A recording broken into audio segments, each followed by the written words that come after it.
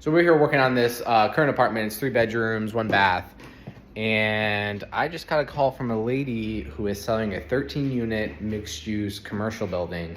Now, I've never done commercial before. I've done strictly residential, but this is 10 apartments, 8 one-bedrooms, 2 two-bedrooms, and then 3 commercial spaces, which 2 of those are empty.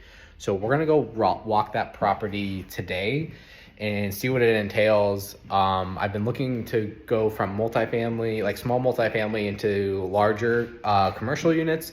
So this will be a really good one to see. I'm really not thrilled with the town it's in, but it does have a lot of potential from at least what she told me. So we'll do a walkthrough of that now, and we'll start filming to see if this would be a potentially good purchase.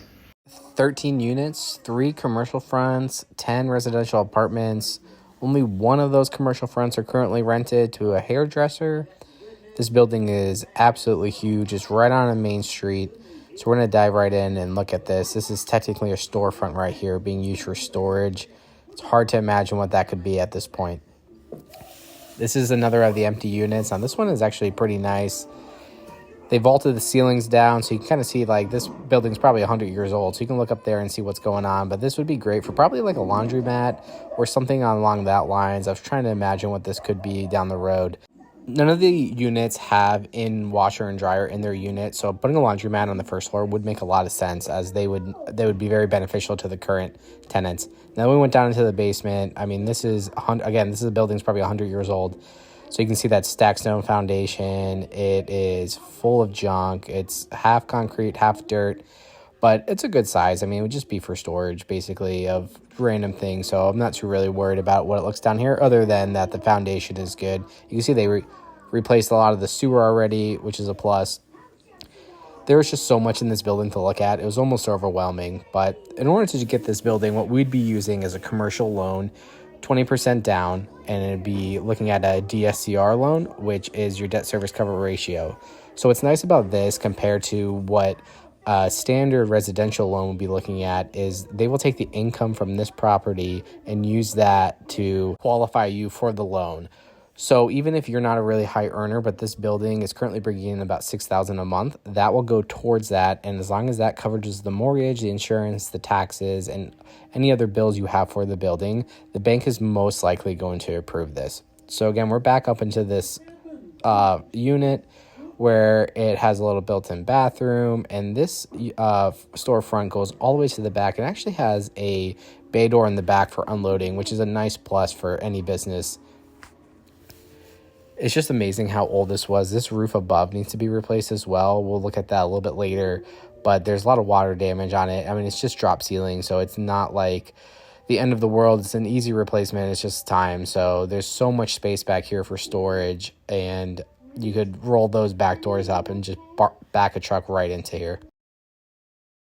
The building, it has a lot of work to be done, but it is priced accordingly. Right now, it seems like it's going to be between $250,000 and $300,000, which is not a bad price for what this is. Now, the area it's all right. It's not the best. It's not the worst.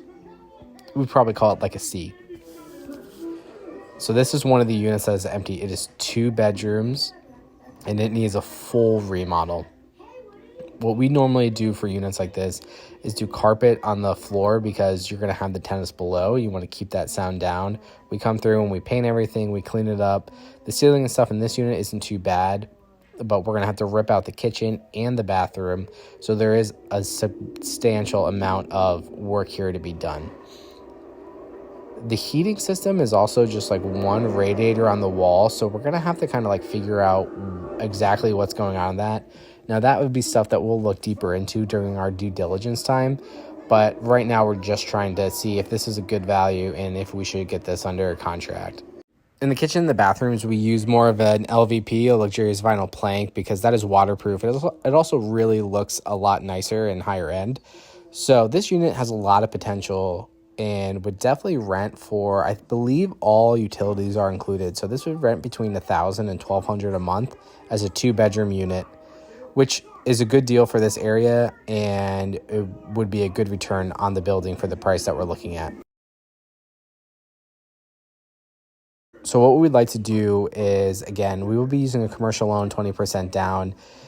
It's a pretty simple process. They just come in and get the appraisal. They'll ask for the rents and the expenses, and they'll qualify it, like I said, off the DSCR loan. This is where that bay loader is, and you can see they have like a boardwalk almost across the roof to get into other units. That is something we're going to have to dive deeper into, and I'm going to walk out there in a minute.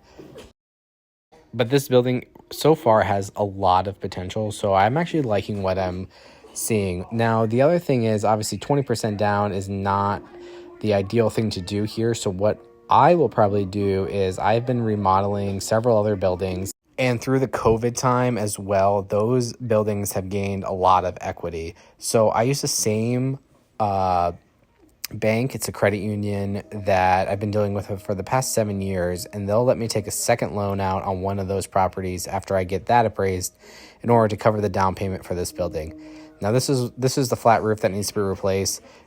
I don't know what they built here. I don't think it was done right, which is why there's so much leaking, and the roof is just so old. But those are three apartment doors for tenants. That's their front door. So we would need to build something new here. I'm not exactly sure what that will be, so I'm getting in contact with a roofer, for one, to replace it, and two, to how to properly build a walkway out here. And so these tenants have a way to get to their apartments. Walking across this, it doesn't feel very safe right now. You could feel some soft spots in the roof, and it's just definitely not the way that it should be. So again, then it's a little step out here. So this is how you get out there. I don't like the setup. In the winter, it's probably terrible, but this is one of the other empty units here. So this is a 2-bedroom as well. This one is a lot nicer. They've been kind of working on this one already. Really, it's almost, other than cleaning it up and there's a couple odds and ends that need to be done, this unit is about ready to go. I'm not a huge fan of the paneling in the bedrooms, but for what we're looking at here, it is a cost-efficient way to get it done. The shower stall is a little too small as well. So if I were to purchase this, I would look into upgrading these things, whether I need to switch the piping around to make a bigger shower, because it's, at least in my opinion, needs to be 48 inches. The 24-inch showers are just way too tiny. So I asked this lady how she got my number, and I'm always curious to see how people get in touch with me. I don't do mailers. I don't do driving for dollars, and I don't just call random people normally. I do a lot of word of mouth and through Facebook, just kind of posting that I buy houses, and I tell everybody I buy houses. I also promise a finder's fee if someone brings something to me. So I'm a little disappointed she doesn't remember how she got my number, because I would like to keep that relationship with whoever told her by paying them, some kind of fee for bringing me this lead. Now, I'd only pay that if I close on the deal. So this is the last unit here. Again, it's not a lot of work, but it definitely needs to be upgraded. The paneling sucks. The flooring obviously sucks, but these are quick fixes that aren't that hard to do. This one as well is 2 bedrooms. So again, we're looking at $1,000 to $1,200 a month after it is fully updated. I think a lot of these units would benefit from those mini split units that go on the wall that both do AC and heat, because right now these are only natural gas units. There's no AC. And in PA, the summers can get very hot. I mean, even if it's above 80, you need some type of AC in your house. So I will be going back to this lady here, and after walking through this, I will be making her an offer, because I do think this building has a lot of potential.